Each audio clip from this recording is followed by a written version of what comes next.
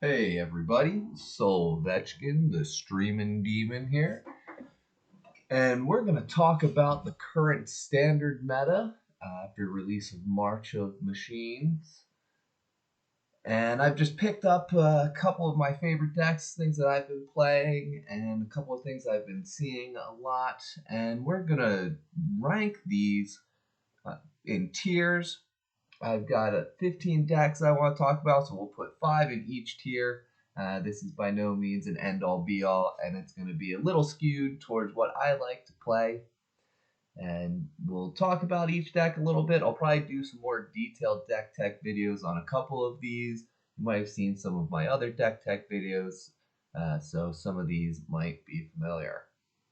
So first and foremost, we'll start with what I play the most, and probably my favorite deck right now in the standard meta has been for a while. Mono Black Aggro. Definitely putting this up at tier 1. This is just really, really good all around, really aggro. Shieldred is probably the best card in standard right now. It's in a lot of decks, a lot of these decks. It's just great there. And then several really high black mana cost spells such as Invoke Despair, Phyrexian Obliterator, things that are only viable really if you're playing mono black or primarily black decks that just have a lot of power. There's also a lot of card draw in here, so you can keep fueling, so it's not going to burn out like mono red and you're going to run out of gas. All around, just a great deck. Then throw in some Planeswalkers. You've got Liliana, Sorin is what I like to run. So yeah, there's just a lot of power in this deck. It's got a nice curve. You can start. So here's the deck list that I'm running. It has a real nice curve with Vault Sleeper for 1, and you can build this up. Oftentimes, I'll just start dumping mana into this before casting any spells. Opponents will waste their removal on this, and then you can drop something bigger. There's good life gain with Graveyard Trespasser. Once it transforms into Graveyard Glutton, you can get it even more. Reckoner Bankbuster and the Shakedown Heavy and Sorin all get you card draw. Plenty of removal as is typical for black. I've also slipped in Invasion of Fiora recently. Most of the board wipes in the current meta are in white, but this is a really good black board wipe. Ever since the ban of Meathook Massacre, black's really been lacking a lot of board wipe, I think. There's a couple of things that'll give everything like -2/-2, but this will just hit everything, and then you can get Marchesa out, which is really good. You can flip other battles.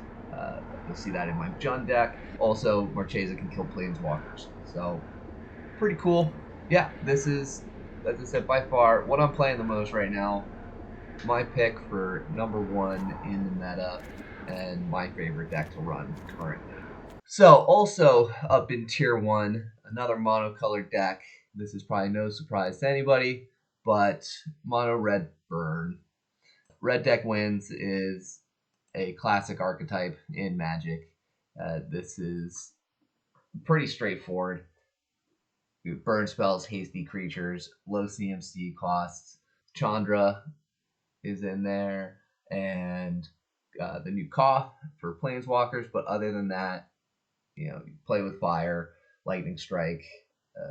Kumano faces Kakazan, that enchantment that flips, and then just a bunch of 1-drop 1/1 haste creatures, pretty much, and you just try to kill them before you run out of cards. So I think we're all pretty familiar with that strategy. I won't go too in deep on that one.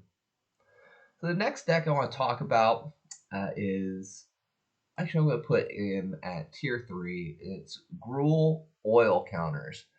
This is actually a really interesting and fun deck to play. There's really high synergy in it, but it's kind of more of an honorable mention for ranked tiers as far as that goes, just because I think that the curve is a little slower, the costs are a little higher, and it's pretty susceptible to removal. It's very heavily creature based.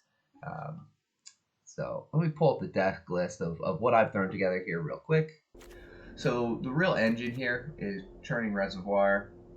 This is going to allow you to put oil tokens on your permanents every upkeep. We have a couple of things like Evolving Adaptive, Exuberant Fuse Sling, that will get +1/+1 for that. Armored Scrap Gorger also gets a buff as long as it has enough oil counters on it. Urabrask's Forge is another great place to dump those oil counters. Combining this with Churning Reservoir, these tokens are going to get bigger faster. Cinder Clash Ravager is really good for a sweeper. There's a lot of decks in the meta right now that like to go wide, so this can easily be a low cost board wipe because everything that you're casting is going to have oil counters on it. But again, there's not a ton of removal in here. You can probably throw in some more burn spells if you want. I have Master's Rebuke. There's a bunch of other pit fight spells out there. But yeah, all around, this is kind of more of an honorable mention. I'm putting this in at tier 3 just because although it has high synergy, it's a pretty single-dimensional deck. You're playing creatures, it's Gruul, right? You're playing creatures and you're going to swing. Not too much going on here. There's only a little bit of removal if your opponent puts out something super big, again like Shieldred perhaps. That might be a little hard for this deck to remove. You might have to stack up a couple of burn spells to get rid of something like that. So we'll leave that at tier 3 and move on to the next deck in our list. So the next deck I'll talk about is Orzhov Incubator. I'm going to put this at tier 2. This is using mostly cards from March of the Machine and that new Incubate mechanic. This was one I was real excited about when I first saw this. I thought this might be the next tier 1 mechanic, the next tier 1 deck. I think that this deck still has a lot of possibility. Previous to March of Machine, there was a lot of black-white token synergy anyway. And I think that with Incubate, it really adds more robustness to this because the deck is very vulnerable to board wipes. You're trying to go wide, you're playing a lot of weenies for the most part, but with the Incubate synergy and Phyrexian Tribal, you can actually get your tokens up to be 4/4s, 5/5s pretty easily. Let's actually pop this open and look at this deck list. I'll probably do a deeper deck tech on this one as well. One thing I really like about this deck is it does have a nice curve. You have some really good early options. Ichor Drinker's a 1-drop. The Progenitor Exarch can be a 1-drop. I actually think this is better played earlier in the game because of his tap ability. If you draw him late, it's great too because then you can really dump some mana into that X cost. But being XX, I think that there's less value there, and I find myself actually playing this more often than not as an X0 and just as a 1-drop, 1/2 with the ability. Because on your next turn, you'll play something that's going to create an incubator, then you can flip that for free and start flipping other incubators on subsequent turns. Then really, some of the bombs here, Mondrop is just incredible because this is going to duplicate your incubate tokens, but we're also putting tokens out through Sorin or Wedding Announcement. We have some really good removal in Rite of Oblivion. Because we're putting out so many tokens, it's really easy to sacrifice something to it. We don't really care. We also have Skrell's Hive. Again, you combine that with Mondraft, now you're getting 2 tokens every time. And it's pretty easy to get toxic there. And there's a lot of Phyrexian synergy here as well, because we have Phyrexian Awakening and Sculpted Perfection. So that will give all of your Phyrexians Vigilance and +1/+1. Wedding Announcement will give all of your creatures +1/+1. We also have Norn's Inquisitor, which is going to beef up those incubators when they flip. So even if you have something that's incubate 1, incubate 2, that can easily turn into a 4/4/5/5 vigilance lifelink. So there's some really, really strong synergy here. Obviously, Black White also has a lot of removal. Path of Peril is a great board wipe. There's a lot of other great white board wipes. As you can see, I've also slipped in some Elspeth and of course Elish Norn. You've got to have the mother of machines in here. So this is a very block or set focused deck because it is focused on that incubate mechanic. You see most of these cards, with only a couple of exceptions, are from the March of Machines set. And I think that kind of handcuffs the deck a little bit. You know, it's forced into a bit of a box, whereas something like Mono Black Aggro is very open. You can kind of take the best of the best. So that's why I'm going to put this at tier 2. But really like this deck. I actually ran this strategy in a draft during release and did very well, and then built around this. I know with Incubate, a lot of people are running the Shark as well. A lot of the Incubate decks out there are relying on Chrome Post Seed Shark, which is really good. I've seen a couple of decks that revolve around this, but I think Black White had much better support because of Sculpted Perfection and Mondrak. So yeah, that's my Incubate deck. As I said, I'll probably do a deeper deck tech on this and put up some gameplay footage of this as well. It is a pretty fun deck to run, and it can really pop off once you get the synergy going. So let's see, what is next on this list? Another deck I would probably put in tier 2 is going to be Mardu Removal. This is one I threw together a while back, actually before March of Machines. I haven't edited it that much, but with the prevalence of decks that like to go wide in the meta, I was trying to solve for the antithesis of that. And basically, this is a deck of all of the sweepers and removal cards that are prevalent, and then just a couple of bombs. Obviously, Shieldred. Actually, let's go ahead. Let's look at the deck list. Here is the deck list for my Mardu removal. Again, this is another one that I might do a deeper deck tech dive on and put up some gameplay footage, just because it is really fun to blow everything up turn after turn after turn. But we've got some spot removal, some low mana spot removal, cut down, go throw, lightning strike, Reckoner Bankbuster, just giving us card draw, and then it's board wipes after that. Path of Peril, depopulate, farewell, burn down the house, and then just a couple of bombs. Atalia is great. I love this.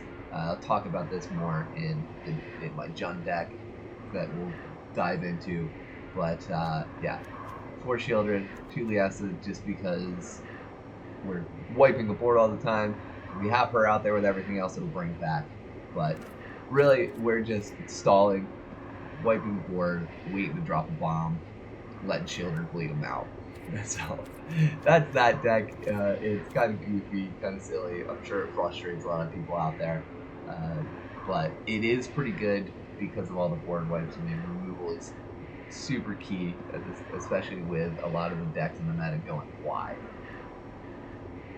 But since that deck only has a couple of bombs and is not as focused, doesn't have a lot of synergy, I'm going to put that one at tier 2. It's really good, as I said, against, it's kind of an anti-meta deck. So we'll leave that at tier 2. And on that, let's talk about some decks that do like to go wide.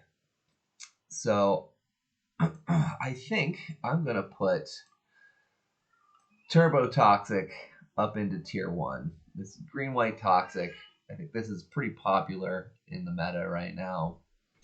So I put this together early on in the release of All Will Be One, Phyrexia All Will Be One. At first, I was a bit skeptical about them bringing back poison counters. We all know how loved Infect is as a mechanic, But I think they did a good job of balancing it with Toxic, but it's still poison counters. It's still an alternate win con. You only need to deal 10, but using Toxic instead of true damage like an Infect help mitigate that, but it is still an alternate win con that's pretty easy to get. So this is a very aggro deck. Lots of low drops. I'm sure you can imagine what's in here if you know anything about the meta right now. We got Skrelv's Hive. Actually, let's pop it open. So this is my current deck list for it. I haven't upkept this one as much, but I think that this is a prevalent deck in the meta. My deck that you're looking at right here is probably not the most optimized. As I said, I haven't updated it to be perfect, but it is still a pretty strong deck that relies on some pretty powerful mechanics, and there's a lot of synergy. Slaughter Singer's giving everybody a buff. There's a lot of low drops, so we're trying to go wide. Again, Crawling Forest, Skrelv's Hive, all real low drops that are just going to start flooding the board with those might tokens. And one of the other really interesting interactions here is Jawbone Duelist. And I actually like combining this with either Prosthetic Injector or Skrelv because of the double strike. So with Toxic 1 and double strike, he actually adds 2 poison counters. If we add Prosthetic Injector or Skrelv's ability or both, that gives him more Toxic. Every time he deals damage with that double strike, it's going to double the Toxic as well. So if he has Toxic 2, that gives your opponent 4 poison counters. If he has Toxic 3 from both of these, that's 6 poison counters in 1 strike. So again, with a 1 mana, 2 mana, by turn 3, 4, you can make an unblockable Toxic 6, right? So you can easily win very quickly with this deck. And as I said, this deck list is probably not the most optimized, but this is definitely big in the meta right now. So yeah, let's see what else we've got. Well, speaking of Toxic and poison counters, I have another Toxic deck on my list, and that's Dimir Control, Toxic Control. This is, I know most control decks are considered toxic and poison counters are also toxic, so this is kind of the epitome of that. Let's go ahead and pop this open. I actually kind of like this deck, but it's a bit spiky. So I really like the way that this deck runs, but we're running a lot of counter spells and toxic. So we've got some good low drops. 1/1, Death Touch, Toxic. There's also a lot of Corrupt in here, so Bring the Ending is going to be basically a straight up counter spell for 2 pretty quickly, where we can easily give our opponent poison counters with, get the low drop ability Skull Dweller, or the Voidwing Hybrid, flying, really easy to get some Toxic out there, but we can also use Prelude to Phyrexi's, draw a card, give them a poison counter.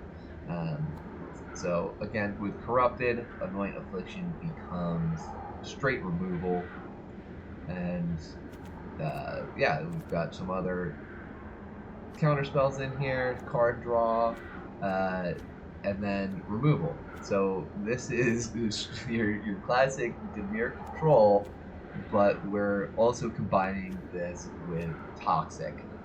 So we typically will only win by getting poison counters out there. We don't have a lot of straight power, but this deck does have some resilience to removal. Your Void Wings can come back when you proliferate. There's quite a bit of proliferate in here. When the Light Belly Rat dies with proliferate, that can bring back your Void Wings. There's Reject Imperfection has proliferate on it.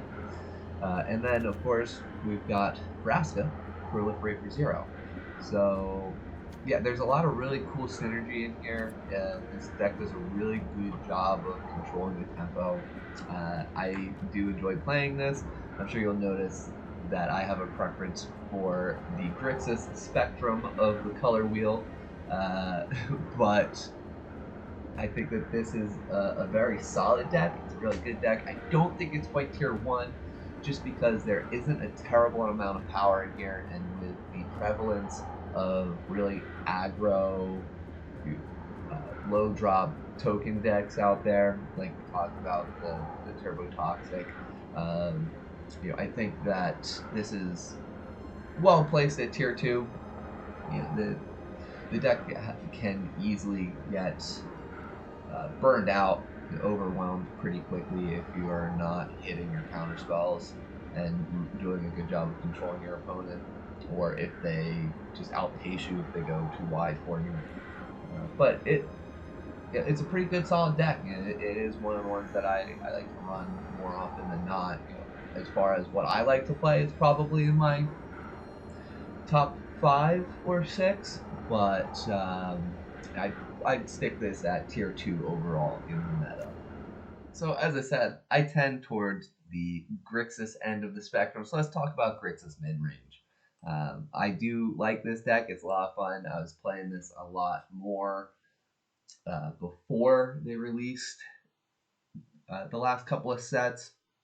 I think when Oni Cult Anvil was really big, I really enjoyed running a Rakdos Oni Cult deck and a Grixis Artifact Synergy deck. That was really cool. There's a lot of neat interaction there. But I think this deck is just too slow now with the amount of aggro that's out there. Uh, I see a lot of these decks on the meta, but I very often just end up steamrolling them with my more aggro decks, whether it's black aggro or red aggro, aggro toxic. It takes a while to build up and get those synergies. There's good decks. I mean, there's good cards in the deck. Blood Tithe Harvester, Fable the Mirror Breaker, just great cards. But I feel like in the current meta, it's just outpaced and outclassed by the amount of aggro that's out there. Um, and there is a lot of good Grixis control out there. I just think that this deck, uh, for what it's up against, isn't really the best choice. But I do love playing it. As I said, I like the Grixis Spectrum. It's a lot of fun, and there's a lot of good value cards in there. I just think that it's not at the higher end of the meta right now. And I know Grixis mid range was hot. It's won some tournaments, but I'm taking it down a notch. So if you disagree, let me know in the comments. I'm sure there's plenty of people out there that are main decking Grixis mid range right now. So this might be a hot take, but I'm putting it at tier 3. Next, I want to talk about my new favorite deck, and that is Jund.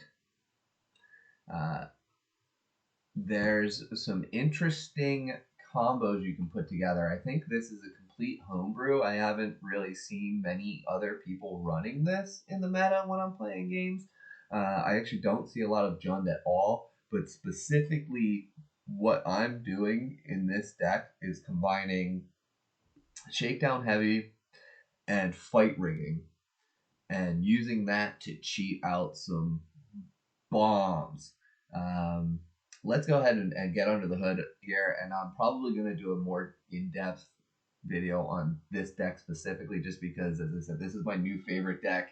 I've been running this one a lot, and I'll put up some gameplay footage of this one because it just does some really off-the-wall stuff.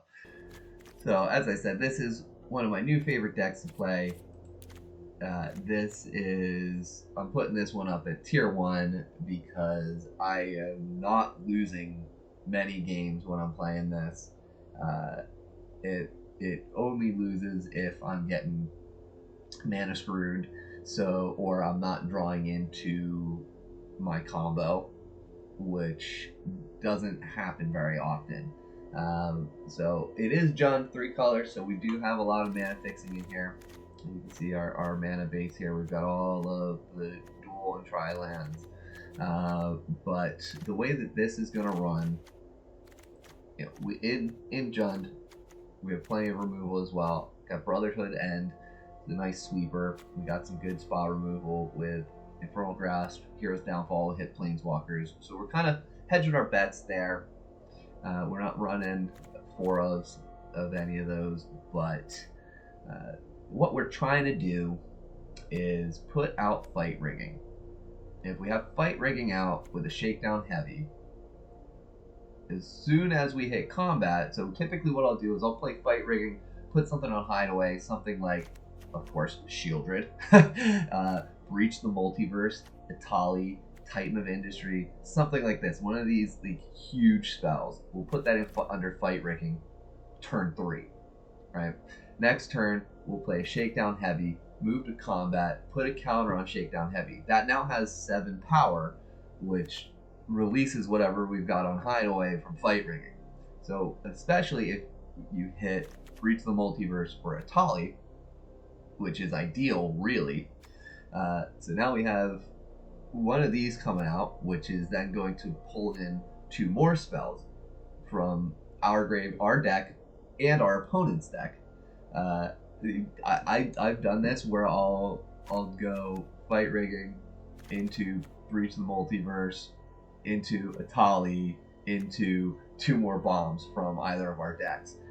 It's just ridiculous the amount of power that you can throw down on the field in one turn if you hit into that sequence of cards. So it's pretty cool to watch this run and just blow up. Most people actually just quit.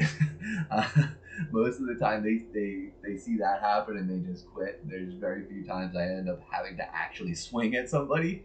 Once they see that go off, they're done. But there's other great value in here in the Jund spectrum. Glissa Sunslayer has some incredible abilities for a 3-drop. And again, Fight Rigging is going to be sitting out here throwing counters around. So First Strike Death Touch is incredibly good. And once you can start beefing her up, I mean, that's just awesome. We do have some good ramp in here, especially because we're running 3 color. There's a lot of dual colored mana cost cards in the deck. So, I mean, if we can't hit the combo, we do ramp hard enough to hard cast these. So we have Invasion of Zendikar, Invasion of Chandalar is in here for the flip side. I'm not sold on this. I might pull this out. I threw this in. I might pull this back out. But on the flip side, that allows us to free drop a permanent. So again, that helps us get those really high cost cards out an alternate way. Again, I got Invasion of Fiora. I know we mentioned this, and in Mono Black is a really good black board wipe. And because we have a couple of these other battles in here, we get Marchesa out there, we can immediately flip those battles and remove all those counters. Again, she can kill Planeswalkers, which is another really good use of that ability to remove counters. So I'll probably do another dedicated video to this, but this is right now probably my new favorite deck based on the release of March of the Machine and Itali and Breach the Multiverse, using this to steal cards from your opponent's deck and flip the tables on them, and then have them flip the table. So let's segue from that Jund deck, talking about Fight Rigging and throwing out counters, and talk about +1/+1 counters right now. I really like this deck. There's super high synergy in this deck. It's fun to run, but as far as the meta goes, I'm going to put this in tier 3, I think. And this might be another one that a lot of people might disagree with. I have a buddy who actually only runs a version of this deck. He loves it. It's very stompy. It has high synergy, as I said. But I think that the deck has some really big weaknesses and some pretty big gaps. Obviously going to be very, very creature heavy, super susceptible to removal, and there's also not much removal in the deck because you need that space in your deck for the creatures and the +1/+1 counter synergies. You're not left with too much removal. There is good removal in white right now, and there's a lot of good board wipes. There's good exile, but those tend to be higher CMC costs. There are a couple of lower cost, but they have some contingencies on them, like exile target attacking creature, those sorts of cards. So I'm putting this at tier 3. It's kind of an eggs all in one basket deck for the most part. My buddy that really likes to run this actually has an explorer version that uses the original Ozolith, and it makes the deck 10 times better because it is effectively immune to board wipes since you retain those counters. But without that piece, I think that really takes this deck down to tier 3. It's your classic Timmy deck. Let's make things big and steamroll as best we can. But I do like the deck. It is fun. There's a ton of synergy here. I think that +1/+1 counters has a lot of potential. But I think that in standard right now, it has some pretty big weaknesses that are easy to exploit by some of the higher tier decks here. Again, very susceptible to removal, which a lot of the higher tier decks are going to have a lot of. If you look at what I've ranked here, Jund, mono red, mono black, Dimir, Mardu removal. These can all handle those eggs it all in one basket creatures. Like, oh, I have a 10/10 trample with 9 counters on it. Okay, well, go for the throat. Now it's dead. So without the Ozolith to kind of keep that power on the board, I think that this is falling in the rankings. But we'll see what happens with it. I think this deck has a lot of potential. And speaking of decks with a lot of potential, I'm also going to talk about Prowess and put that in at tier 3. I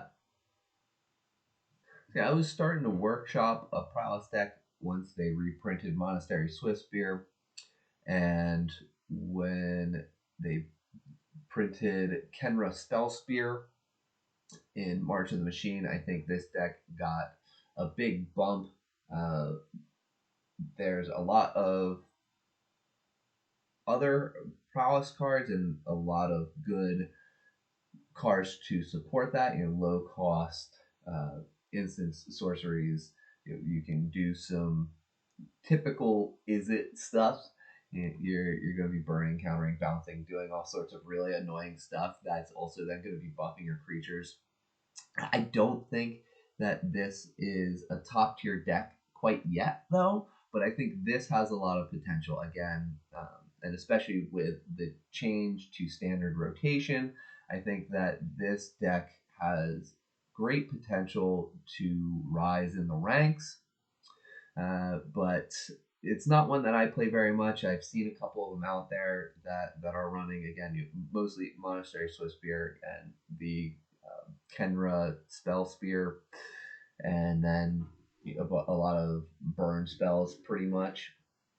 But and it's a great strategy.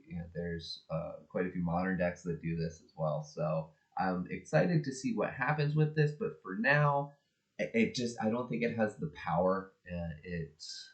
It tends to run out of gas very quickly, very much like Red Deck wins, but it doesn't go as fast or as wide. It's pretty easy to defend against, as long as you have some beefy creatures out there. And again, I keep coming back to Shieldred, right? Shieldred's probably the best card in the meta. 4 or 5 death touch. I'm going to gain 2 life, bleed you for 2 life every turn, right? Okay, so you have a Monastery Swiftspear that's now a 2/3 or a 3/4. Not really a threat. I can let you hit me. I can gain that life back, and now you're going to lose 2 life, right? So I think the deck basically just lacks bombs. But I think this has a lot of potential. I'm keeping my eye on this one. For now, Izzet Prowess is going to be tier 3. So the last deck I'm going to put up in tier 1 is actually an Izzet deck, though. And this is Izzet Control. There is a lot of really strong blue control in the meta right now. And I really like this Izzet Control deck. I've been playing this for a while. Basically, since the last Innistrad block, as you can see, I've got Vadric as the avatar for the deck. Yeah, let's pop open this deck list. Let's take a look at this one. There's a lot of variation that you can put into this, but there's a couple of staples that you're going to need to have. One is Haughty Djinn, and then a bunch of counter spells and burn spells. So we've got Urtai Scorn, Lightning Strike, Negate, Essence Scatter, Play with Fire. Those are all core parts of this deck. I wouldn't deviate from it that much. I've also got some red sweepers here. I've got Brotherhood's End and Burn Down the House. Again, this is to wipe the board or with Burn Down the House. You can also put out those tokens if you need them, but you probably won't. I've got Tolarian Terror in here as well. This is an easy bomb drop. But this is something I've been debating cutting. As you see, I'm only running 2 now. I used to run 4, but I swapped that out for more Brotherhood End because the meta tends to be going very wide. Again, I'm seeing a lot of token decks out there with Incubate and Phyrexian Mites, Wedding Announcement, putting out tokens. So this really helps clear the board of all that stuff and really helps you keep a lid on your opponent. And then you can just keep countering anything that they're trying to do. Drop out a Djinn. Mono blue control is also really big. Bant control. I'll talk about Bant and Esper control in a minute, but I like to run Izzet because you have that red burn, which gives you a little bit more speed to your deck. So I like the balance between the blue control and the red aggro. It's Izzet in a can, and I love Delver of Secrets. I was so glad when I saw that they reprinted this in this deck. This can be a really good early aggro drop. You flip one of these turn 2, I mean, you're almost guaranteed to win the game. By the time that they get around to removing it, you probably, if they can, because you're going to counter anything they play between Essence Scatter, Negate, or Dice Scorn. Creature spell, non-creature spell, doesn't matter. You usually have an answer. You can even bounce your own creatures with Fading Hope to save them, because we aren't running too many creatures, so if you really need to save them, use Fading Hope. But between that and Play with Fire, we have some early Scry as well. So yeah, this deck just does a really good job. This has been big in the meta, I think. I've been running this for a while. But blue control has a lot of support. It can be really annoying, but the big downfall usually of blue control is if you get aggroed out too early. So this deck has some defense against that with the red burn spells and a couple of these creatures like Delver, the Djinn, and Tolarian Terror, which you can usually drop for. I usually drop this thing for probably around 3 or 4 CMC instead of the printed 7. So I think it's a pretty well-rounded deck. As I said, I've been playing this ranked for a while. This is definitely one of my probably top 3 decks that I've been playing over the last few months. But right now I've really been into more aggro decks. I've been playing Mono Black and I've been playing Jund. So this one I don't play as much, but when I'm like, hey, I need some wins, I pull this one out because blue control is very strong in the meta right now. So I'm going to cap tier 1 there. We got 5 decks in tier 1, only a few more decks to talk about. So that's my pick right there. These are what I think are the probably top 5 strategies as far as what I'm playing and what I'm seeing in the meta. So let's go ahead. Let's start rounding out tiers 2 and 3 here. So we'll talk about Esper control or Bant control. I know we were just talking about all the support that blue control has. I'm putting this in tier 2. I have an Esper control deck. There's several Bant control decks out there or Azorius control decks that are basically doing the same thing, where you're just stalling.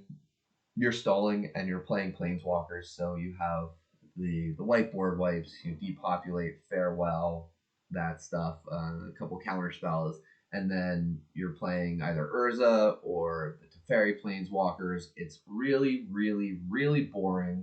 Uh, as I said, I tend towards the Grixis side of the color wheel, so Bant is not where I like to be, not what I like to play. But I'm seeing a lot of these decks in the meta, so I had to put it up here on the tier list. I might be a bit biased knocking it down to tier 2. I'm sure there's plenty of people out there who would say this is tier 1. But again, with the prevalence of aggro decks out there, I think it's a tier 2 deck. I see a lot of people running this, but against my mono black aggro deck, they get steamrolled, especially if you play Shieldred. I'm perfectly fine with letting Shieldred sit on the field and bleeding you out and gaining life. Yeah, so go ahead, sure, counter the spell that I played after that. If you resolve Shieldred, you're basically going to win the game if they don't have an answer. So, okay, sure, you can stall out till turn 20 or whatever it is when you're going to hit your win con, if there even is a win con in there. I think most of these Bant control decks count on their opponent getting bored or having something else to do, so that they end up quitting. But yeah, I don't think the late game decks are very good right now in the meta because there are so many early game aggro win cons. So I'm gonna put this at tier 2. As I said, I have messed around with an Esper control deck that's playing Urza, but I would loop all of those Bant control, Azorius control, Esper control decks in there that are stalling and waiting to play. Again, those Teferi planeswalkers. Um, ultimately probably Urza, play with one with the multiverse, and then you can play whatever you want. A lot of times they'll pitch stuff into the graveyard, use recommission to bring something back, like pull to Phyrexia. So again, it's a really boring deck. You're stalling out until you get into your specific sequence of late game win cons. So I'm knocking it down to tier 2. Might be a bit biased. Let me know if you disagree in the comments. Next, we'll talk about Mono Green. Now, I love this deck. It's a lot of fun to play, but I gotta put it in tier 3. Just because, very much like the Gruul Oil, it's very one dimensional. You're ramping up, you're playing big things, and you're just trying to stomp on your opponent. So it has very one dimensional play. It's got a lot of weakness to removal. There's not a lot of robustness in there. There's also not a lot of pure removal in here. But there is good ramp in the meta right now. Again, Invasion of Zendikar, the was it Boseiju reaches Skyward. There's really good ramp in here. There's some good mana dorks, but I don't see this being a top tier deck. I know Mono Green was really big around the time of Kaldheim, but I think it's really fallen by the wayside lately. They have printed a couple of pretty good green bombs lately. I was pretty stoked to see that. And again, Invasion of Zendikar is great ramp, much better than Boseiju Reaches Skyward because your lands are entering the battlefield, they're not entering your hand. But I still don't think that this is a tier 1 deck because it's not as fast as basically the first 3 you see here on the list, right? Mono Black, Mono Red, and uh, Selesnya Toxic. These are really fast, really aggro decks that by the time Mono Green ramps up to having 7 mana on the field, most of the time you're already down to single digit life total, and your opponent has 5, 6 creatures on the field versus your 1 or 2 bombs. So they're going to swing around you by that point. That's what I've been experiencing playing that. So I don't typically take that one into ranked matches, but if I want to sit down and maybe go for a daily challenge that involves green, I'll definitely do that, or a daily challenge that involves playing lands. I'll run this deck. I have a lot of fun playing it. It really engages your inner Timmy to play an 8/8 trample dinosaur. So it is a fun deck. Mono green is always fun, but as I said, very one dimensional. So it's lower down on the tier list here.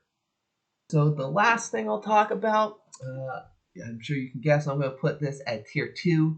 And actually, this is going to be a 2 for 1. So I'm actually going to put 2 decks up here. And I would actually say that Blue-White Soldiers is kind of tier 1.5. And I'm also going to put Blue-White Knights up here at tier 2. Blue-White Soldiers and Blue-White Knights, it's very similar deck. You've taken a very similar strategy, just slightly different tribals. You're looking at Knights versus Soldiers. The Blue-White Soldier deck has been kicking around in the meta really since Dominaria. They were they released a lot of cards in that tribal, and that's only persisted through to March of Machines.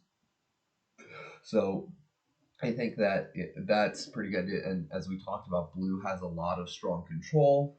White has a lot of good removal with the board wipes. There's a lot of white wings, a lot of buffs, wedding announcements, and all of the tribal buffs that you get with soldiers. But I'm not putting this one up at tier 1 because I don't know that it's fully realized. I definitely don't have the net deck version of this deck list. I have one that I just kind of put together, didn't dump too many wild cards in, just was exploring this. It is a good deck. It's really aggro. I mean, it hits on all the points. It's got good tempo. But for me personally, I like to play, as I said, you can see what's up here. I like to play the other end of the color wheel spectrum. The blue-white's not what I tend to play, but I'm gonna say Soldiers is kind of 1.5. It's a good deck, but I couldn't just put it up at tier 1 stacked up against some of these other decks. And Knights is interesting. Again, these are very similar strategies, very similar deck archetypes. So I'm kind of looping these together. I'll probably actually do another video on the Knights deck because this has some interesting synergies. So let's pull this up real quick. Knights is definitely a tribal that they've pushed in March of Machine.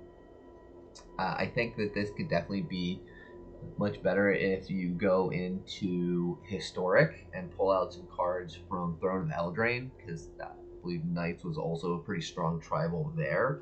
So you could probably expand this with a larger card pool. It'll be interesting to see what they do again moving forward with the longer standard rotation to see if Knights as a tribal gets further support. But there are some pretty good cards in here. The 2-drop Lord is really good with a tap ability, and you can play some of the new battles here. Invasion of New Phyrexia creates a lot of Knight tokens. Invasion of Zurex, or Zarex, whatever that one is, it gets you this Angel Knight that has power toughness equal to the number of creatures you control. And again, we're trying to go wide, and so we're running Adeline. Again, in a lot of these white weenies decks, you're going to see Adeline.